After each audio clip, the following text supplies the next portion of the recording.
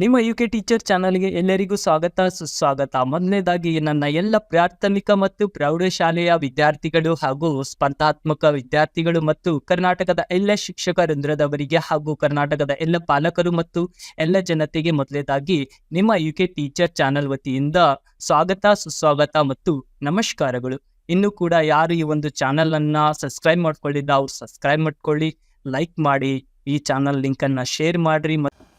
9ನೇ ತರಗತಿಯ ತಿಳಿಗನ್ನಡ ಗದ್ಯ ಭಾಗ ಅಧ್ಯಾಯ 1ರಲ್ಲಿ ಅವರೇ ರಾಜ್ಯರತ್ನಂ ಅಂತ ನೋಡ್ತೇವೆ.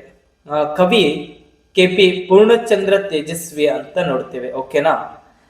ಇದರ ಒಂದು ಪ್ರಶ್ನೋತ್ತರ ಮಾದಲಿಗಳನ್ನ ನಾವು ನೋಡ್ಬೇಕಾದ್ರ ಮೊದಲ ನಾವು ಏನ್ ನೋಡೋಣ ಅಂದ್ರ ಪದಗಳ ಅರ್ಥವನ್ನ ತಿಳ್ಕೊಳ್ಳೋಣ, ಆಮೇಲೆ ಪ್ರಶ್ನೋತ್ತರ ಮಾಲೆಗಳನ್ನ ಬಿಡಿಸೋಣಂತ. ಓಕೆನಾ?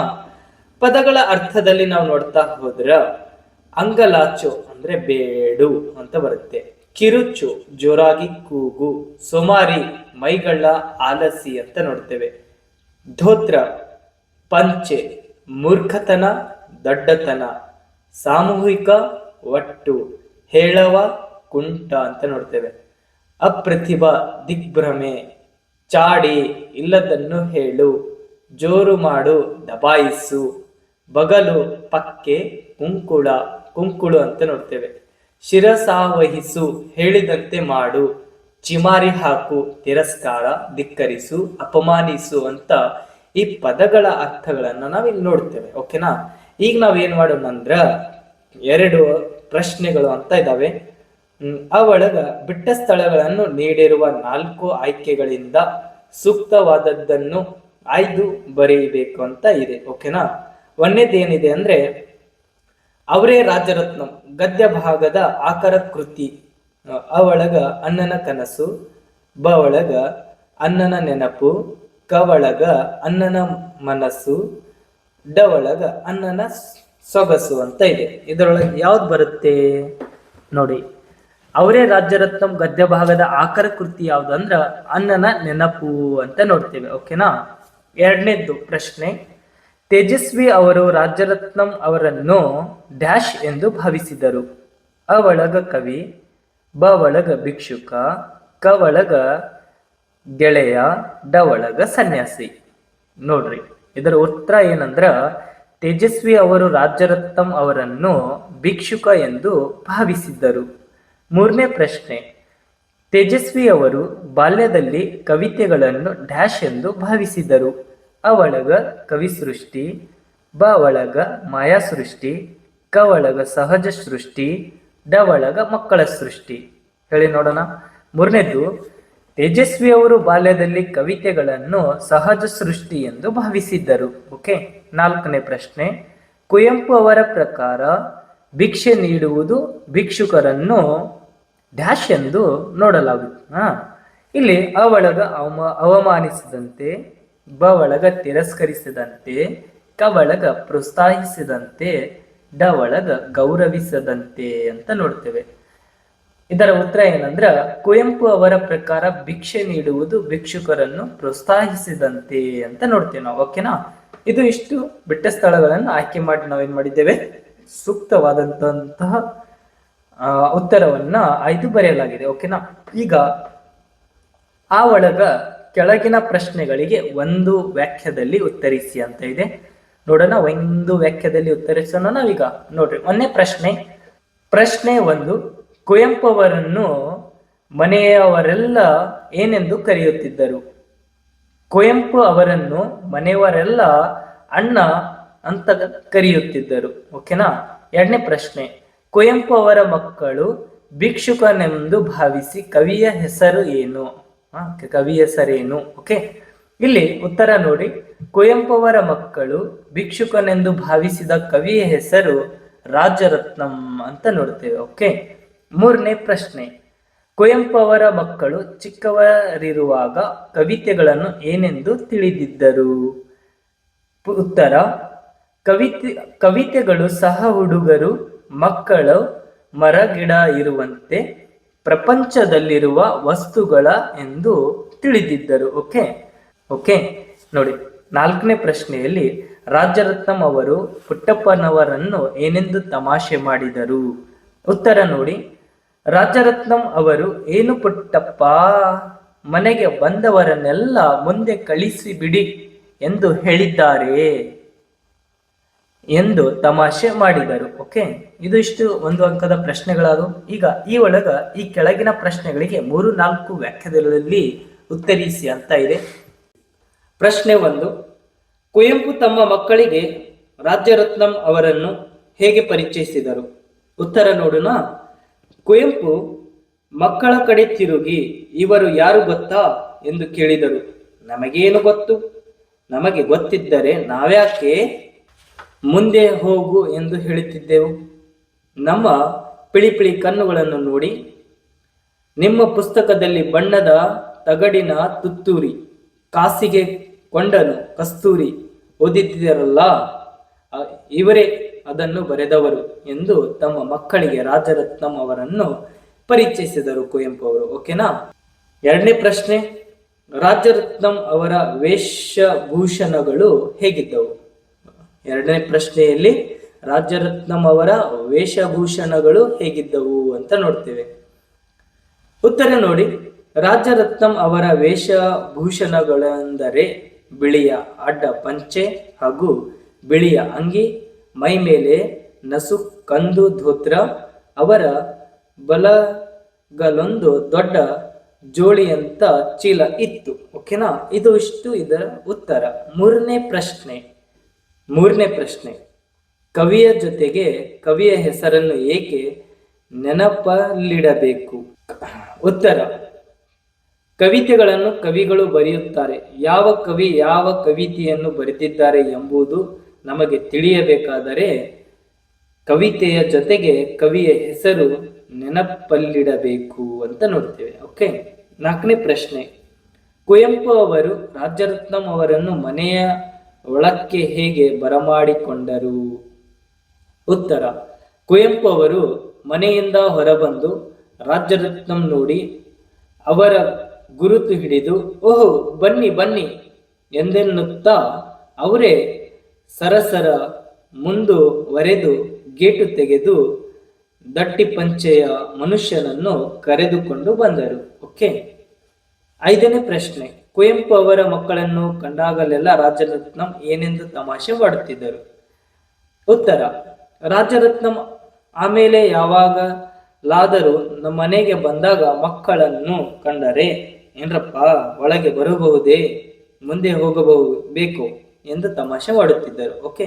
ಇದು ಇಷ್ಟು ಏನಾದ್ರು 3-4 ವಾಕ್ಯಗಳಲ್ಲಿ ನಾವು ನೋಡ್ತೇವೆ. ಈಗ ನಾವು ಏನ್ ಮಾಡೋಣ ಅಂದ್ರ, ಈ ಒಳಗೆ ದೊಡ್ಡ ಬರ್ತೈತಿ, ಕೆಳಗಿನ ಪ್ರಶ್ನೆಗಳಿಗೆ 8-10 ವಾಕ್ಯಗಳಲ್ಲಿ ಉತ್ತರಿಸೋಣ. ಓಕೆನಾ. ಬನ್ನಿ. ಪ್ರಶ್ನೆ 1, ಕುವೆಂಪು ಅವರು ಭಿಕ್ಷೆ ನೀಡಿ ಯಾವ ರೀತಿ ಮೋಸಕ್ಕೆ ಒಳಗಾಗಿದ್ದರು ಅಂತ ನೋಡ್ತೇವೆ. ಉತ್ತರ ನೋಡೋಣ. ಕುವೆಂಪು ಅವರು ಭಿಕ್ಷುಕರಿಗೆ ಭಿಕ್ಷೆ ಹಾಕುವುದು ಅವರನ್ನು ಪ್ರೋತ್ಸಾಹಿಸಿದ ಹಾಗೆ ಎಂದು ವಿರೋಧಿಸುತ್ತಿದ್ದರು. ಅವರು ಆಶ್ರಮದಲ್ಲಿದ್ದಾಗ ಒಬ್ಬ ಹೇಳವನಿಗೆ 3 ಕಾಸು 6 ಕಾಸು ಭಿಕ್ಷೆ ಹಾಕುತ್ತಿದ್ದರಂತೆ.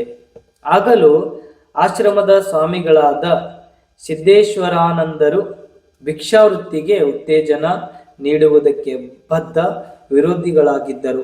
ಒಮ್ಮೆ ಅಣ್ಣ ಆ ಹೇಳವನಿಗೆ ಭಿಕ್ಷೆ ನೀಡುತ್ತಿದ್ದಾಗ ಆಕಸ್ಮಿಕವಾಗಿ ಸಿದ್ದೇಶ್ವರಾನಂದರು ಅಲ್ಲಿಗೆ ಬಂದರು. ಕೈಕಾಲೆಲ್ಲ ಸೊಟ್ಟ ಮಾಡಿಕೊಂಡು ಸ್ವಾಮಿ ಎಂದು ಕರುಣಾಜನಕವಾಗಿ ಅಂಗಲಾಚುತ್ತಿದ್ದ ಆ ಹೇಳವ ಸಿದ್ದೇಶ್ವರಾನಂದರನ್ನು ನೋಡಿದ ಕೂಡಲೇ ಸಟ್ಟನೆ ಕೈಕಾಲುಗಳನ್ನು ನೆಟ್ಟಗೆ ಮಾಡಿಕೊಂಡು ವೇಗವಾಗಿ ಆಶ್ರಮದ ಆವರಣದಿಂದ ಆಚೆಗೆ ಓಡಿ ಹೋದನಂತೆ. ಸಿದ್ದೇಶ್ವರಾನಂದರು ಅಣ್ಣನ ಮೂರ್ಖತನಕ್ಕೆ ಸರಿಯಾಗಿ ಛೇಮಾರಿ ಮಾಡಿದರು. ಅಣ್ಣನಿಗೆ ದುಡ್ಡು ಕಳಕೊಂಡಿದ್ದಕ್ಕಿಂತ ಹೆಚ್ಚಾಗಿ ಇಷ್ಟು ದಿನ ಮೋಸ ಹೋದನೆಲ್ಲ ಎಂಬುದು ಹೆಚ್ಚು ಬೇಸರ ಸಂಗತಿಯಾಗಿತ್ತು. ಇದು 1ನೇ ಪ್ರಶ್ನೆಯ ಇಷ್ಟು ಉತ್ತರ. ಓಕೆ. 2ನೇ ಪ್ರಶ್ನೆ, ಕುವೆಂಪು ಅವರ ಮಕ್ಕಳು ರಾಜರತ್ನಂ ಅವರನ್ನು ಭಿಕ್ಷುಕನೆಂದು ಏಕೆ ಭಾವಿಸಿದರು? ಅದು ಉಂಟು ಮಾಡಿದ ಫಜಿತಿ ಏನು ಅಂತ ಇದರ ಒಂದು ಉತ್ತರ ನೋಡೋಣ. ಒಂದು ಸಾರಿ ಬಿಳಿಯ ಅಡ್ಡ ಪಂಚೆ ಹಾಗೂ ಬಿಳಿಯ ಅಂಗಿ, ಮೈ ಮೇಲೆ ನಸುಕಂದು ಧೋತ್ರ ಹೊದ್ದವರೊಬ್ಬರು ನಮ್ಮ ಮನೆ ಬಾಗಿಲು ತೆರೆಯಲು ಸಾಹಸ ಪಡುತ್ತಿದ್ದನ್ನು ನೋಡಿದ್ದೇವೆ. ಅವರ ಬಗಲ ಒಂದು ದೊಡ್ಡ ಜೋಳಿಗೆಯಂತ ಚೀಲ ಇತ್ತು. ಮನೆಯ ಚಿಕ್ಕ ಗೇಟನ್ನು ಕೊಂಚ ಎತ್ತಿ ಅಗುಳಿ ತೆರೆಯಬೇಕಾಗುವುದರಿಂದ ಹೊರಗಿನಿಂದ ತೆಗೆಯುವುದು ಕಷ್ಟ ಇತ್ತು. ಅವರನ್ನು ನೋಡಿದ ಚೈತ್ರ, ಮುಂದೆ ಹೋಗಪ್ಪ ಎಂದು ಕೂಗಿದ.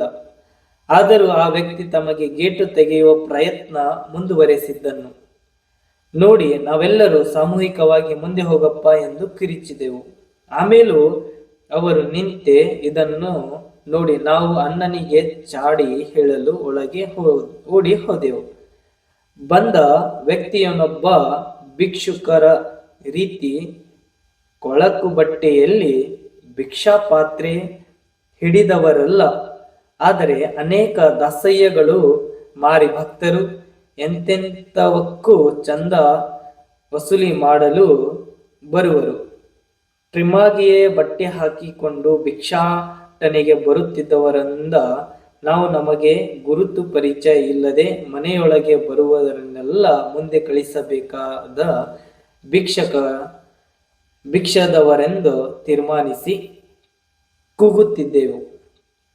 ಅಣ್ಣನ ಬಳಿ ಹೋಗಿ ಯಾವನೋ ಒಬ್ಬ ಮುಂದೆ ಹೋಗು ಅಂದರೂ ಹೋಗದೆ ನಿಂತೇ ಇದ್ದಾನೆ ಎಂದು ಚಾಡಿ ಹೇಳಿದೆವು. ಅಣ್ಣ ಹೊರಬಂದು ನೋಡಿದರೆ ಅವರು ಗುರುತು ಹಿಡಿದು ಓಹೋ ಬನ್ನಿ ಬನ್ನಿ ಎಂದೆನ್ನುತ್ತಾ ಅವರೇ ಸರಸರ ಮುಂದು ಸವರೆದು ಗೇಟು ತೆಗೆದು ದಟ್ಟಿ ಪಂಚೆಯ ಮನುಷ್ಯನನ್ನು ಕರೆದುಕೊಂಡು ಬಂದರು. ಮುಂದೆ ಹೋಗು ಎಂದು ಹೇಳಿದ ಮನುಷ್ಯನಿಗೆ ಸಿಕ್ಕ ಮರ್ಯಾದೆಯನ್ನು ನೋಡಿ ನಾವು ಅಪ್ರತಿಭರಾಗಿ ನಿಂತಿದ್ದೆವು.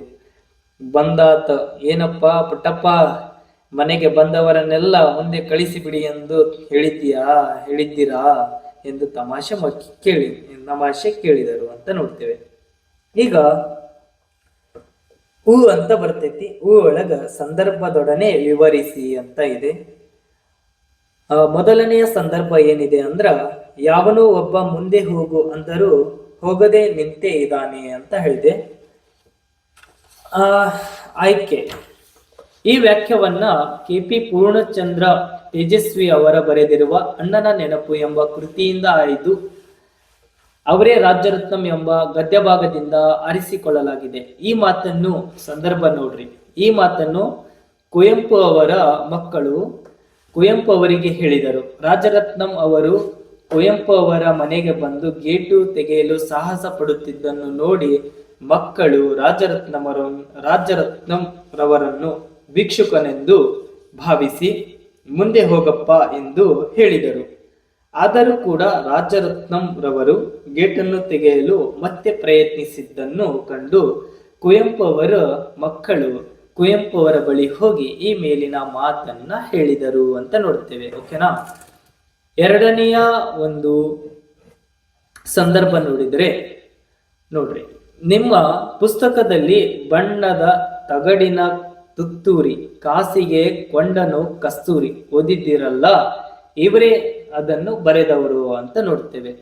ಆಯ್ಕೆ. ಈ ವಾಕ್ಯವನ್ನ KP ಪೂರ್ಣಚಂದ್ರ ತೇಜಸ್ವಿ ಅವರು ಬರೆದಿರುವ ಅಣ್ಣನ ನೆನಪು ಎಂಬ ಕೃತಿಯಿಂದ ಆಯ್ದು ಅವರೇ ರಾಜ್ಯರತ್ನಂ ಎಂಬ ಗದ್ಯ ಭಾಗದಿಂದ ಆರಿಸಿಕೊಳ್ಳಲಾಗಿದೆ. ಓಕೆ. ಸಂದರ್ಭ. ಈ ಮಾತನ್ನು ಕುವೆಂಪು ಅವರು ಮಕ್ಕಳಿಗೆ ಹೇಳಿದ್ದಾರೆ.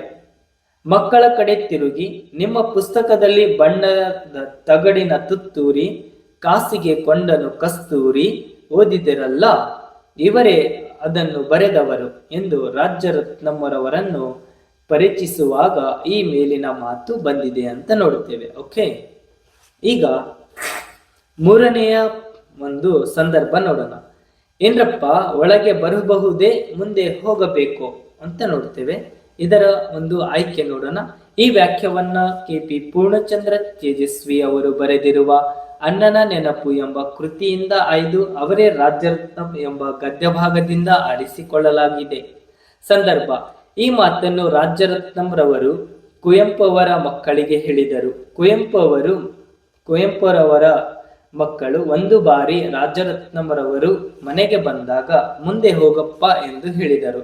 ರಾಜರತ್ನಂರವರು ಪರಿಚಯವಾದ ನಂತರ ಅವರು ಅನೇಕ ಬಾರಿ ಕುವೆಂಪು ಅವರ ಮನೆಗೆ ಬಂದಾಗ ಈ ಮೇಲಿನ ಮಾತನ್ನು ತಮಾಷೆಯಾಗಿ ಹೇಳುತ್ತಿದ್ದರು.